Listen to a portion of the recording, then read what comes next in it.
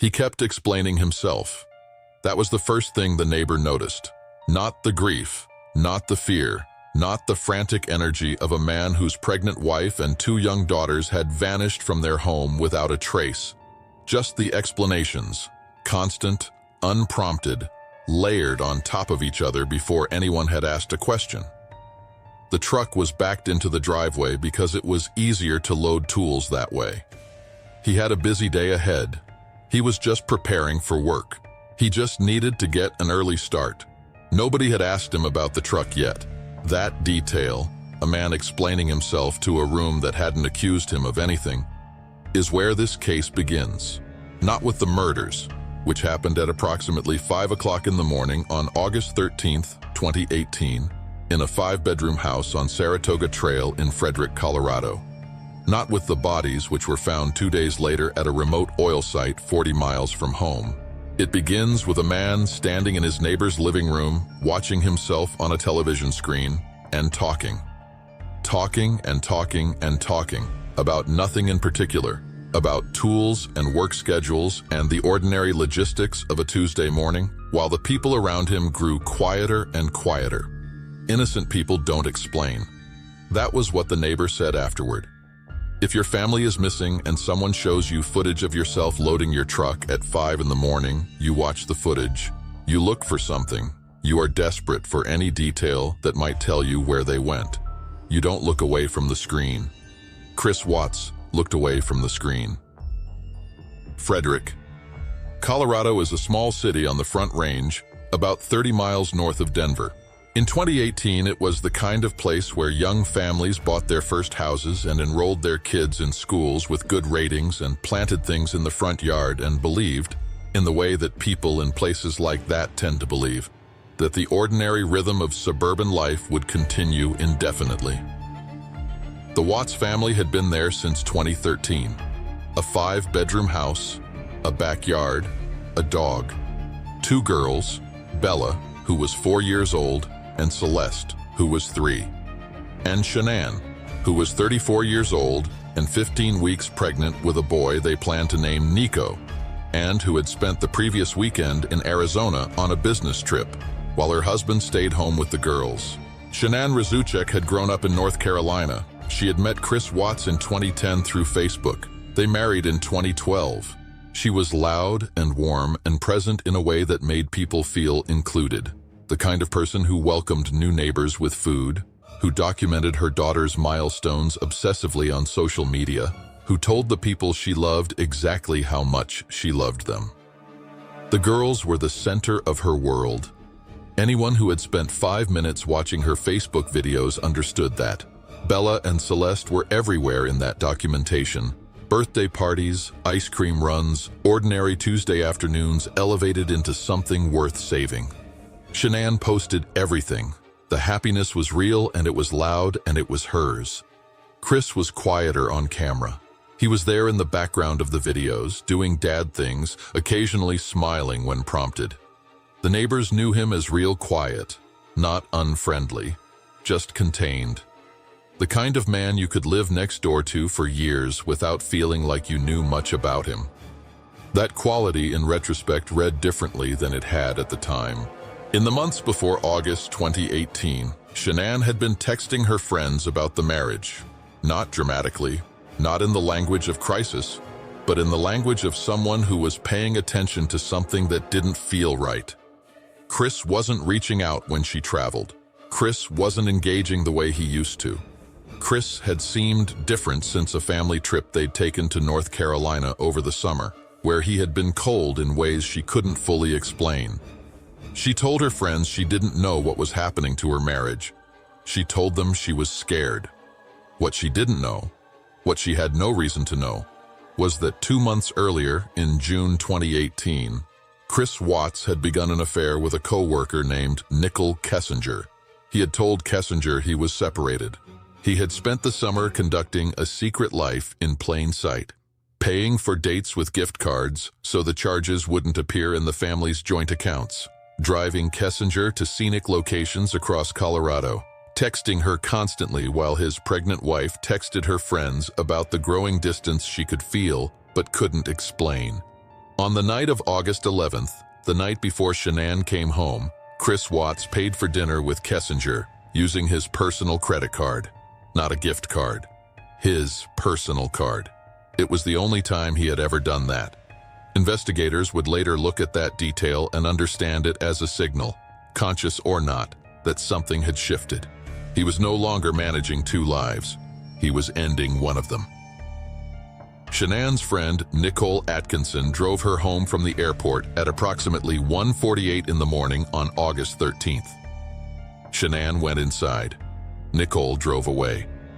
What happened in the hours after that front door closed is known now, in the way that things become known after confessions and investigations and years of public scrutiny. But on the morning of August 13th, when Nicole returned to the house because Shanann had missed a doctor's appointment and wasn't answering her phone, none of it was known yet. Nicole rang the doorbell. She knocked, she called, she texted, she called the police. Frederick police officer Scott Cody arrived at 1:40 in the afternoon. He knocked on the door. A minute passed. The door opened and Chris Watts appeared. He was wearing a white t-shirt and shorts. He had come home from work when police called to say his wife and daughters couldn't be located. He looked, by every objective measure, like a man who had just been surprised by news he didn't know how to process, except that he had already called the girls' school to unenroll them that morning, except that he had already texted a real estate agent about listing the house, except that he had texted Kessinger after the murders and asked if they could FaceTime. Officer Cody's bodycam caught all of it. It caught Chris walking away from the door after opening it, not toward the officers, not toward Nicole, but away, creating physical distance from the conversation in the very first seconds. It caught him searching the house, going through the motions of a concerned husband looking for his family. The performance technically correct in every detail except for the one detail that can't be performed, the feeling behind the eyes. When Nicole began to cry in the kitchen, overwhelmed by the absence of two little girls she loved, Chris stood nearby and watched her cry. His face was still. His breathing was even. His hands were in his pockets. He told police he had last seen Shanann at 5:15 in the morning when he left for work. He told them he didn't know where she could have gone. He told them the marriage was fine. Then he agreed, without hesitation, to give a television interview in front of his own house while investigators worked inside. What he said during that interview has been analyzed frame by frame, sentence by sentence, for years since. He spoke about his daughters in the present tense for exactly one sentence. Then he shifted to the past tense and didn't shift back. He said he wanted his family to come home, but the word home sounded like it belonged to a script he had memorized rather than a feeling he was living inside. He didn't break down. He didn't go quiet with emotion at the wrong moment. He just kept talking, steady and composed, the way someone talks when the words are coming from a prepared place rather than a broken one. The Colorado Bureau of Investigation agent who watched that interview, Tammy Lee, said it was the interview that made her want to get Chris Watts into an interrogation room as quickly as possible. But first, there was the neighbor's living room. Nate Trinastish lived next door.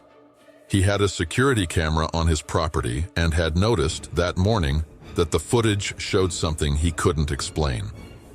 Watts had backed his truck all the way into his own garage at approximately 5:15 a.m., the exact time he claimed to have left for work. Trinastish had never seen Watts do that. Watts always parked in the driveway or on the street, and he wasn't loading the truck from the back, where tools would go. He was loading things into the cab, into the passenger area. When investigators asked Trinastish about the footage, he brought everyone over to watch it, including Chris. They stood in the living room, police and neighbor and husband, watching the screen together. And Chris Watts watched himself back his truck into the garage at 5:15 in the morning and began to explain. The tools, the busy workday, the easier angle for loading. He explained it before anyone asked. He explained it again after the clip ended. He explained it a third time. He stood with his back partially to the television, glancing at the screen for 2 or 3 seconds at a time, and then looking away. at his phone, at the floor, at anything that wasn't the image of himself loading something into the cab of his truck in the dark. Trinastic watched him not watch the footage. After Chris left the room, Trinastic turned to the officer beside him and said, "I just don't understand why he keeps explaining himself over and over." That sentence became the architecture of the investigation. Investigators brought Watts to the Weld County Sheriff's Office the following day for a formal interview. They were already running his phone records, his financial records, his location data, his search history. They were already following the trail of Nicole Kessinger, who had her own search history to explain, including searches for Shanann's name going back months before the murders, searches about whether police could trace text messages, searches for wedding dresses conducted in the days immediately after Shanann died. In one of those searches, she had looked up the name Amber Frey, the mistress of Scott Peterson, who had been convicted of killing his own pregnant wife in 2004. The parallel had occurred to her. She had typed it into a search engine. The picture being assembled was not the picture of a confused and grieving husband. It was the picture of a man who had been planning something and a man who had not planned it well enough. The interrogation began with what looked, from the outside, like a conversation. Agent Tammy Lee and investigators from multiple agencies took turns in the room. They asked about the marriage, about the affair, about the morning of August 13th. Chris Watts answered everything. He was cooperative, engaged, plausible sounding.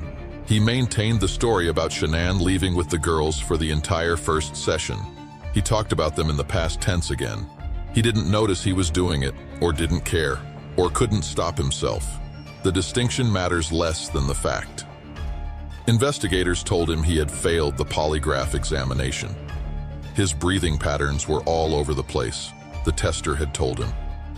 Something is off, and they told him they knew he was lying. Not suspected, knew. Then they made a decision that was either brilliant or desperate or both. They let his father, Ronnie Watts, into the interrogation room. What happened in that room between Chris Watts and his father was recorded. The cameras didn't stop running just because the investigators stepped out. Chris told his father that Shanann had killed the girls, that he had come downstairs and seen her doing it and had reacted out of rage. He told it as a story about a husband pushed beyond endurance, framing himself as secondary, as reactive, as a man caught in circumstances that had made something terrible inevitable. Investigators listened from outside the room. Then they came back in.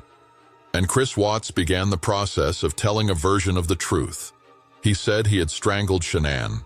He said he had driven to the Anadarko oil site where he worked, 40 miles from Frederick, with her body on the floor of the truck. He said the girls had been alive during that drive. Bella and Celeste had woken up, he said. They had asked him what was happening. He told them their mother was sick. He drove 40 miles with his dead wife on the floor and his 2 daughters in the seats above her. At the oil site, he suffocated Bella first, then Celeste. Then he placed their bodies inside 2 separate crude oil storage tanks, each with an opening 8 inches in diameter. He buried Shanann in a shallow grave in the dirt nearby. Then he drove home. Then he texted Kessinger. Then he went to work. He was arrested on August 15th, 2 days after the murders. The bodies of the girls were recovered from the oil tanks. The openings were 8 inches in diameter. Investigators needed to think carefully about what that measurement meant before they put it in their reports. Shanann was recovered from the grave. Shanann was 15 weeks pregnant. The medical examiner confirmed that the baby, the boy they had planned to name Nico, had died with her. The judge at sentencing would later say he had handled thousands of cases, that this was the most inhumane and vicious crime he had ever seen, that anything less than the maximum sentence would depreciate the seriousness of what had occurred. He was not speaking loosely. Chris Watts pleaded guilty on November 6, 2018, to avoid the death penalty. He was sentenced to 5 consecutive life terms without the possibility of parole. At the sentencing, Shanann's family delivered victim impact statements. Watts kept his head down throughout. He cried only once, at the moment the judge imposed the sentences. It was the same pattern investigators had noted in the interrogation room. No tears when talking about the girls. No tears when describing the oil tanks, or the shallow grave, or the 40-mile drive with 2 children who didn't understand what was happening. The only tears came when the consequences landed on him specifically. The expert who had been analyzing his behavior from the first body cam footage said it plainly. Those are the only times you see emotion, not when his family was killed, only when he was caught. In February 2019, investigators traveled to the Wisconsin prison where Watts had been transferred for his own safety. They sat with him for 5 hours. What came out of that final interview was a different version of the story. One without the claim that Shanann had hurt the girls, one that put everything squarely on Chris. He told them he had been planning the murders for several weeks. He told them he had administered OxyContin to Shanann in an attempt to end her pregnancy, believing it would make his transition to a life with Kessinger simpler. He told them he had tried to smother the girls in their beds at home before the drive to the oil site, but had not been successful. He told them Bella had woken up on the drive and asked him what was wrong with her mommy. He told them he had said nothing. The question that has followed this case since the beginning is not really about what happened, because what happened is documented in the kind of detail that leaves little room for interpretation. The question is about how it looked from the outside. How a man could stand in his neighbor's living room watching footage of himself loading the bodies of his wife and daughters into a truck and talk about tools and work schedules and early starts. How that performance was constructed so quickly, with so little visible effort, by someone who had been a quiet and unremarkable presence in the neighborhood. Psychologists who analyzed the body cam footage made a specific observation about the interview Chris gave on his own front porch, while investigators worked inside his house behind him. They said that a person in genuine emotional shock, a real husband, actually terrified for his family, cannot sustain that kind of surface composure for that length of time. The grief breaks through in small ways. The voice cracks at the wrong moment. The body gives something away. What they saw in Chris Watts was the opposite. A person who had prepared the emotional surface and was maintaining it with effort, rather than feeling it with loss. He didn't break down because there was nothing to break through. The control wasn't suppressed grief, it was the absence of it. The neighbor said it differently and perhaps more precisely.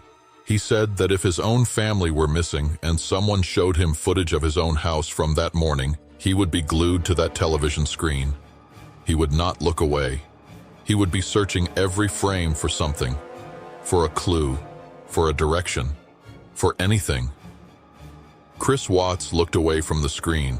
That was the whole case in a single image. A man watching himself on television, knowing exactly what the footage showed, and choosing not to look at it directly. Not because the footage was difficult to process, because looking at it meant acknowledging it, and acknowledging it meant something he wasn't ready for yet, or had already decided he would never be ready for. Investigators have said that the telling detail was never the big thing, not the lie about Shanann leaving on her own, not the rehearsed television interview. The telling detail was the small thing, repeated past the point where explanation made sense. The truck, the tools, the early start. A man explaining himself to a room that hadn't accused him of anything.